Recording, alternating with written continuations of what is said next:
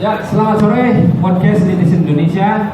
Kita ketemu kembali di acara talk show Asa Kopi Resto di Renon Denpasar.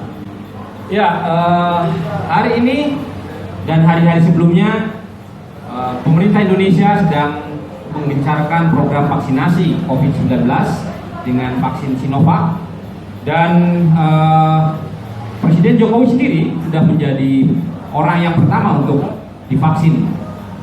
Sebelumnya Majelis Ulama juga sudah mengeluarkan fatwa MUI yang menegaskan bahwa vaksin Sinovac suci dan halal. Dilanjutkan oleh BPOM yang juga menegaskan bahwa vaksin Sinovac bisa digunakan di dalam keadaan darurat.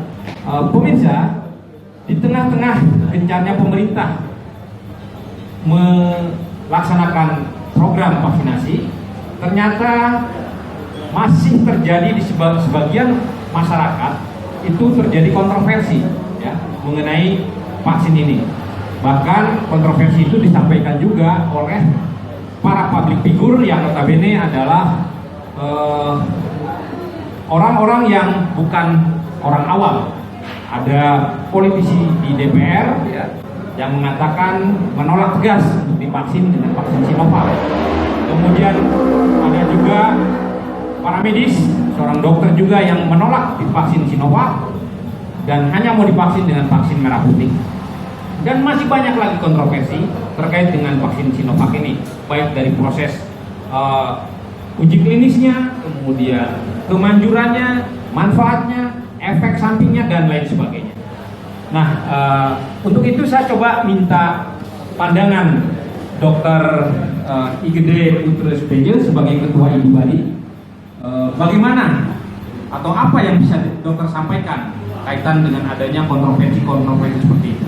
Silakan. Terima kasih. Pertama, apresiasi saya pada Asa Resto Cafe telah melaksanakan acara ini, dan apresiasi saya juga bahwa sebagai masyarakat berpartisipasi dengan acara-acara seperti ini. Sekali lagi saya salut kepada rekan saya Agus. Ini sekarang mari kita bersyukur bahwa mulai kemarin tanggal 13 Presiden telah meng-kick off acara vaksinasi terhadap COVID ini. Karena kita ketahui vaksinasi bertujuan untuk bagaimana vaksinasi bertujuan untuk di samping melindungi diri sendiri juga melindungi orang lain. Kenapa demikian? Karena kita ketahui bahwa vaksin itu kalau kita divaksin akan menimbulkan kekebalan terhadap tubuh kita, antibodi kita meningkat terhadap penyakit COVID ini. Di samping juga kita harus ingat juga bahwa ada di antara kita, saudara-saudara kita yang tidak bisa divaksin, tidak boleh divaksin karena usia dan karena sakitnya. Sehingga berdosalah kita kalau kita menyebarkan sakit ini kepada orang tua atau orang-orang sekitar kita yang mempunyai penyakit. Maka dari itu, tujuan pertama vaksin membuat kekebalan tubuh kita. Yang kedua, bagaimana tidak menyebarkan penyakit kepada orang lain. Yang ketiga, sistem pengendalian kesehatannya bisa terjamin, karena kita ketahui dengan penyakit COVID ini sistem kita agak pincang, karena dulunya kita rumah sakit hanya mengurus orang yang di luar COVID, sekarang mengurus COVID, tenaga kesehatan juga terkuras. Kalau terlalu lama kita demikian, habis sumber daya kita, sistem kesehatan kita terganggu. Yang keempat, bagaimana nanti sistem dunia usaha kita bisa lebih maju lagi, lebih bergairah lagi, sehingga sedikit orang sakit, sedikit orang meninggal, sehingga bisa berusaha kembali. Maka dari itu vaksin ini harus dilaksanakan. Rekan-rekan semua, bahwa vaksin ini telah sesuai dengan uji klinis yang berlaku. Lembaga Kesehatan Dunia WHO sudah menentukan beberapa vaksin yang boleh beredar di dunia sampai saat ini. Demikian juga Balai POM baru satu vaksin yang sekarang dilaksanakan yang boleh beredar di Indonesia, yang sudah diberikan emergency use authorization. Karena kita ketahui Sinovac pabrikannya namanya Sinovac, vaksinnya Corona vaksin. Itu adalah kerjasama antara Universitas Pajajaran dengan Bio Farma. Bio Farma bekerjasama dengan Sinovac. Bio Farma mempunyai pengalaman banyak tentang vaksin-vaksin di Indonesia, karena vaksin-vaksin yang beredar di Indonesia semuanya sekarang diproduksi oleh Bio Farma. Vaksin polio, campak, dan lain sebagainya semua diproduksi Bio Farma. Mudah-mudahan segera kita mempunyai vaksin juga untuk COVID ini, vaksin merah putih, tetapi masih uji coba tahap belum masuk tahap ketiga, baru masuk tahap pertama uji cobanya. Mudah-mudahan 2022 kita bisa mempunyai vaksin merah putih. Ibu bapak semua, vaksin ini karena setelah dikeluarkan oleh BPOM IUU-nya, berarti vaksin ini aman dan efektif. Sekali lagi, aman dan efektif. Baik. Oke dok, jadi menurut dokter apa yang sudah dilakukan oleh pemerintah itu adalah sudah melalui proses yang cukup ya dok ya? Yeah. Baik, sekarang ke Fani. Fani, Anda adalah Direktur LBH yang selama ini banyak mengadvokasi persoalan-persoalan hukum masyarakat lemah, masyarakat termarginalkan dan lain sebagainya, juga persoalan hak asasi manusia. Dari kacamata hak asasi manusia dan hukum, itu kira-kira apa? Bagaimana Anda memandang program vaksinasi? Jadi kalau bicara program vaksinasi itu sebenarnya itu adalah bentuk tanggung jawab negara terhadap warga negaranya gitu ya. Karena berdasarkan konstitusi gitu dan DUHAM sendiri itu juga jelas bahwa negara bertanggung jawab terhadap kesehatan warga negaranya. Jadi ketika negara tidak lalai ataupun lalai di sini ataupun tidak peduli ataupun tidak melakukan apapun gitu dalam hal pandemi ini gitu, itu negara bisa dituntut atas pelanggaran hak asasi manusia. Itu poin yang pertama.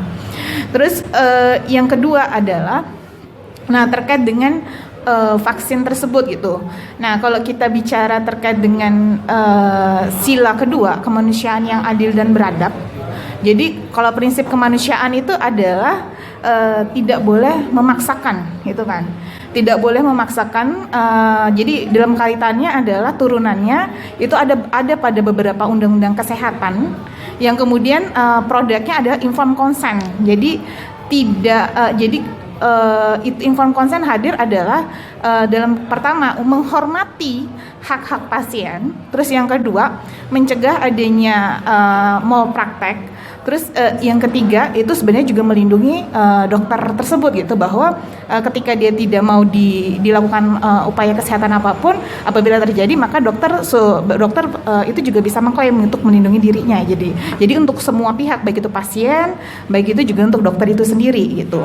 Dan kemudian problemnya adalah kemudian dalam situasi pandemi ini ada undang-undang kekarantinaan wilayah gitu, yang kemudian itu mewajibkan masyarakat gitu untuk termasuk untuk vaksinasi gitu kan.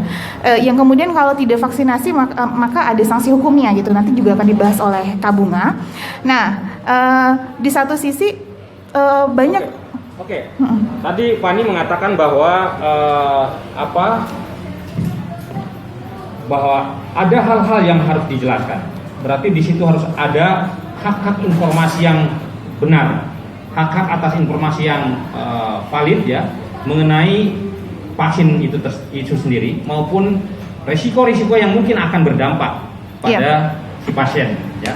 Dan tadi Fani men-stressing bahwa sebetulnya vaksin ini adalah persoalan hak ya. Iya. Hak. Nah, menurut kita lempar ke Ibu Dewi Bunga, dosen pidana. Nah, dari kacamata Ibu, apakah benar soal vaksin ini sebetulnya merupakan hak, tapi bukan kewajiban? Ya. Gimana pandangan Ibu dari aspek hukum pidana, atau dari aspek hukum lah begitu? Baik, pertama saya ingin menyapa dulu sahabat netizen Indonesia dan terima kasih juga kepada Pak Agus Samijaya dan juga Asa Cafe yang sudah memberikan kesempatan bagi kami untuk berdiskusi hari ini dalam perspektif kesehatan, dalam perspektif hak asasi manusia, dan dalam perspektif pidana. Nah, yang pertama bahwa pada prinsipnya Indonesia itu adalah negara kesejahteraan atau welfare state. Bahkan ketika kita menelaah asas hukum disebutkan bahwa kesehatan, kesejahteraan, kemakmuran adalah hukum yang tertinggi. Jadi kesejahteraan rakyat, kesehatan rakyat itu adalah hukum yang tertinggi. Nah, terkait tadi apakah vaksin, apakah pengobatan dan sebagainya itu merupakan satu hak? Bahwa dalam prinsip hukum, setiap yang disebut dengan legal right atau hak hukum selalu berdampingan dengan legal obligation atau kewajiban hukum. Setiap yang disebut dengan hak asasi manusia selalu berdampingan dengan kewajiban asasi. Kalau kita telaah kembali, coronavirus ini ya, COVID-19 yang sudah berulang tahun ini sudah pembuktian yang sempurna bahwa ini adalah wabah pandemi. Bahwa di sini dalam konteks pandemi ada hal-hal yang bisa dikecualikan, ada hal-hal yang bisa diedukasi, dan ada hal-hal yang bisa dipaksakan. Terkait tadi hukum mungkin nanti lebih panjang kita bisa diskusikan. Kapan sih sebenarnya hukum pidana yang menjadi satu aspek hukum dari banyak sekali ada aspek hukum, ya kapan pidana itu bisa eksis, kapan bisa digunakan. Demikian Pak Agus.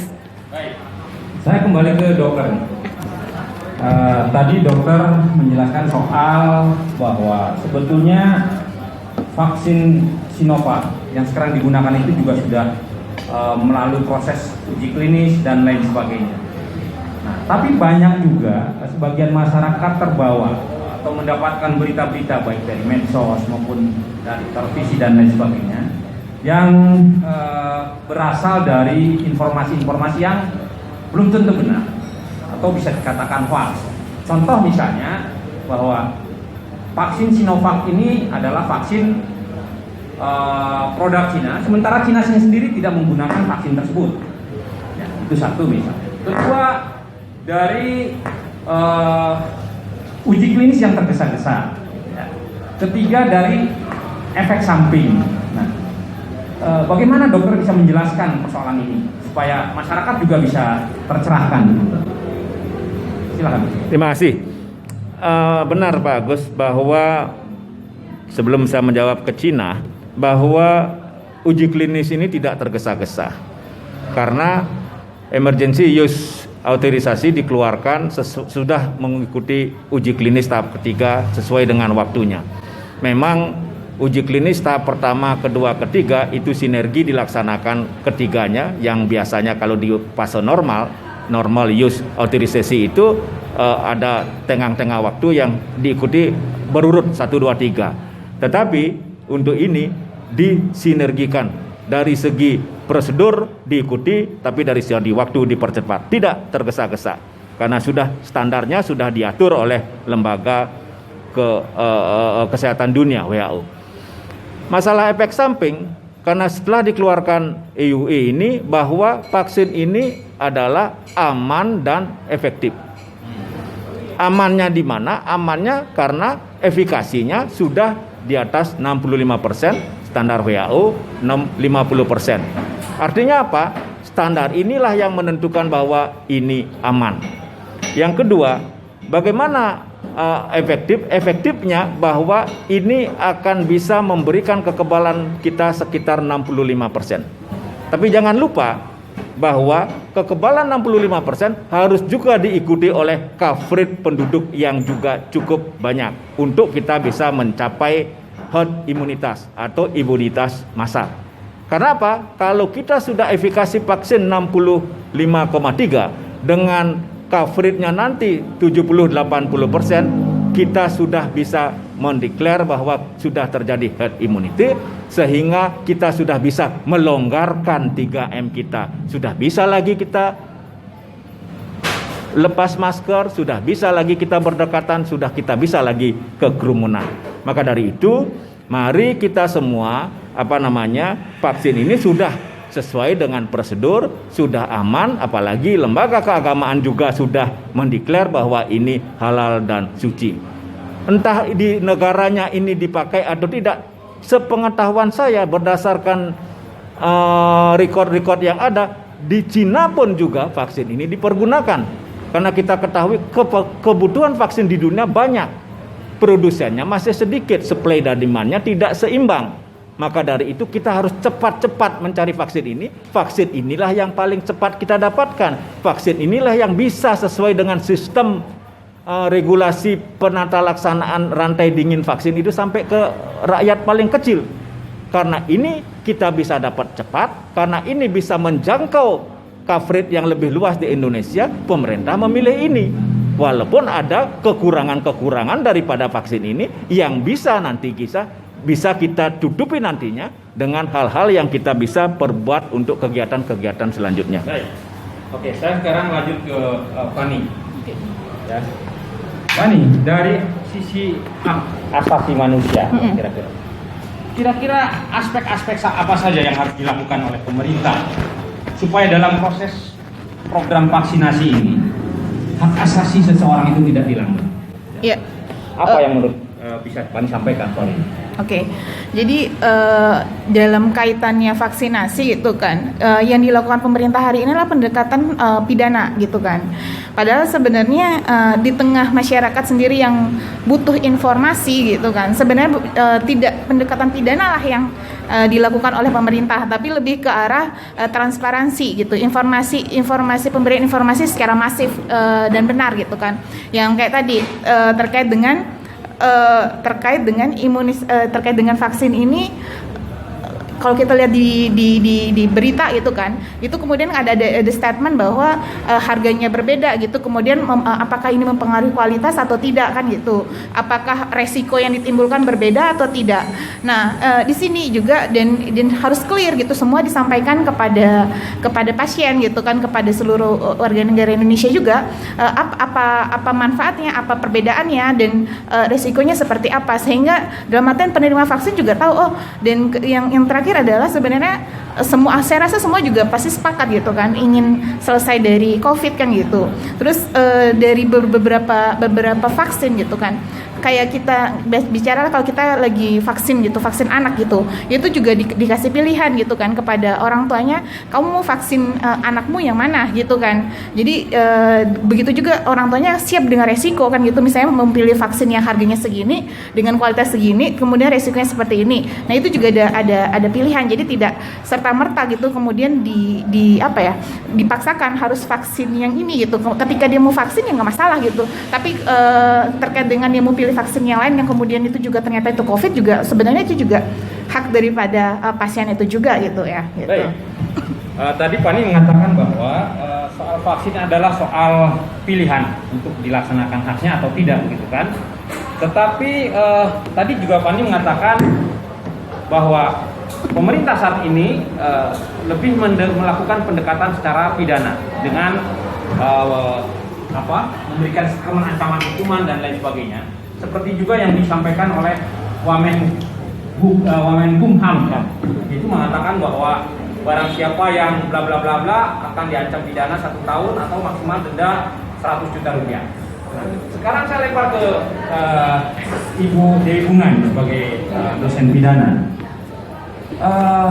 Menurut Ibu sebetulnya tepatkah pendekatan ancaman pidana dalam program vaksin COVID-19 yang sekarang ini, sebagaimana disampaikan oleh Wamenkumham Republik Indonesia? Baik, terima kasih. Sebenarnya kalau kita membaca statement beliau itu secara penuh, di headline memang dikatakan bahwa yang tidak mau vaksin bisa dipidana penjara. Padahal kalau kita baca di satu artikel penuh, beliau mengatakan bahwa memang berdasarkan pasal 93 di Undang-Undang Kekarantinaan Kesehatan ada ancaman pidana penjara maksimal 1 tahun dan atau denda maksimal 100 juta. Tetapi beliau juga mengatakan bahwa yang terpenting adalah edukasi dan sosialisasi, karena pidana itu adalah yang paling terakhir. Kita mengenal satu konsep hukum yang sangat terkenal. Hukum pidana itu pada dasarnya adalah ultimum remedium. Artinya pidana itu adalah jalan yang terakhir. Sebenarnya kalau kita lihat, apa sih permasalahan vaksin, kenapa masyarakat ada yang tidak mau vaksin? Jadi masyarakat ini memang terbelah ya. Satu masyarakat, kita nggak bisa memungkiri berharap banyak dengan adanya vaksin. Bahkan kemarin saya sempat kembali kemarin ke kampus, ke Jogja. Di situ saya ngobrol sama sopir Grab. Dia bilang, saya kapan ya dapat vaksin, tapi saya siapa? Berarti ada kelompok masyarakat yang sebenarnya berharap besar terhadap vaksin ini.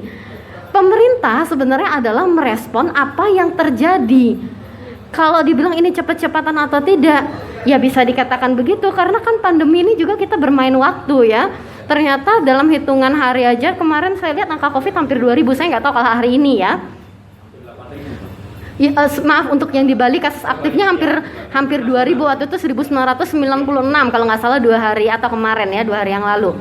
Nah, kemudian kalau kita berbicara lagi, apa sih masalahnya adalah ketakutan. Orang takut itu wajar dan tidak boleh dihilangkan. Takut itu adalah dasar supaya kita waspada. Bagaimana cara menghilangkan ketakutan kita terhadap keamanan vaksin? Ya tadi yang disampaikan oleh Mbak Fani benar, memberikan penjelasan dan informasi yang sedetailnya, memberikan gambaran bagaimana vaksin ini bekerja. Kemudian ada kemarin Pak Jokowi sudah vaksin, influencer juga sudah banyak yang vaksin. Saya harap sih ini merupakan satu gerakan yang sangat baik untuk menumbuhkan kepercayaan kepada masyarakat. Nah, kembali lagi ke tadi, apakah pidana itu menjadi awal yang diterapkan? Saya pikir tidak. Pidana itu justru menjadi yang terakhir, karena apa yang harus dilakukan yang paling utama adalah bagaimana membangun kepercayaan masyarakat. Bagaimana membangun kesadaran masyarakat bahwa kalau kita vaksin, kita nggak melindungi diri kita sendiri aja, tapi kita melindungi orang lain. Betapa bersalahnya kita, betapa berdosanya kita sebagai orang yang muda merasa kuat, saya nggak mau vaksin, masih juga nggak apa-apa. Tapi ternyata kita menularkan kepada orang tua, dan orang tua kita ternyata meninggal karena tertular dari kita. Itu rasa berdosa dan bersalahnya itu bisa seumur hidup. Kan seperti itu ya. Jadi menggunakan masker, menjaga jarak, termasuk juga vaksin, sebenarnya bukan hanya melindungi diri kita sendiri, tapi melindungi orang-orang lain. Demikian. Baik. Saya kembali ke Dr. Gede Putra. Dr. Gede Putra Siti. Dok, tadi yang sampaikan Bu Dewi Bunga itu ya tadi bahwa sebetulnya pendekatan pidana adalah ultimum remedium, adalah jalan terakhir ya, ketika jalan lain tidak tercapai. Nah, kalau dari sisi medis, dari sisi kedokteran dan lain sebagainya, juga kira-kira menurut dokter pola apa atau skema apa sih yang bisa membuat program vaksinasi ini lebih berhasil? Timbang misalnya dengan melakukan pendekatan pidana dari aspek medis. Iya, terima kasih. Sebelum ke sana, tadi Bunga dan adik dari LBH dapat kami sampaikan bahwa benar harus ada pilihan. Ini hak. Tetapi yang sampaikan tadi bahwa supply dan demand-nya belum berimbang. Kebutuhan kita terlalu banyak, produksinya berkurang. Mungkin pada saat kita lepas dari pandemi, kalau kita lepas pandemi namanya endemis. Endemis itu selalu ada, tetapi di wilayah-wilayah tertentu. Kalau pandemi itu terus ada di belahan dunia, seluruh dunia. Kalau dia endemis, demam berdarah sekarang endemis. HIV adalah endemis, selalu dia ada. Maka dari mungkin pada saat kita ke endemis, barulah kita supply dan demand-nya tercukupi, vaksin merah putih tercukupi, baru di sana ada pilihan. Pilihan kalau kita memilih seperti vaksin pneumonia misalnya, ada pilihan yang mana produksi A dan yang mana produksi B. Saya sepakat dengan Bunga yang cantik ini bahwa informasi itu penting. Siapa yang harus menginformasi masyarakat? Bukan hanya tenaga kesehatan, semua. Apresiasi saya lagi kepada ASA, kafe dan resto yang memberikan informasi ini kepada masyarakat. Ini tugas kita semua. Sekali lagi tugas kita semua. Yang selanjutnya harus juga dibangun trust, kepercayaan kepada pemerintah. Kepercayaan terhadap vaksin ini, siapa yang harus demikian? Maka dari itu mari kita semua kita yang ada berupaya untuk ke arah-arah hal yang tersebut. Benar disampaikan adik-adik ini, harus juga informasi benar, karena barang baru, hal-hal yang baru, informasinya dunia IT-nya cepat begini, sehingga semua bisa membuat berita-berita. Tugas-tugas kita yang milenial, adik-adik yang pintar-pintar ini memberikan informasi berdasarkan evidence based, berdasarkan keilmuan yang ada. Itu mungkin Pak Agus. Baik, pemirsa, ini makin menarik ya. Soal ini, soal implementasi kebijakan atau regulasi di masing-masing provinsi ternyata berbeda-beda, dan diskusi kita makin menarik juga. Tetapi kita break dulu untuk sesi pertama dan kita akan lanjut di sesi berikutnya.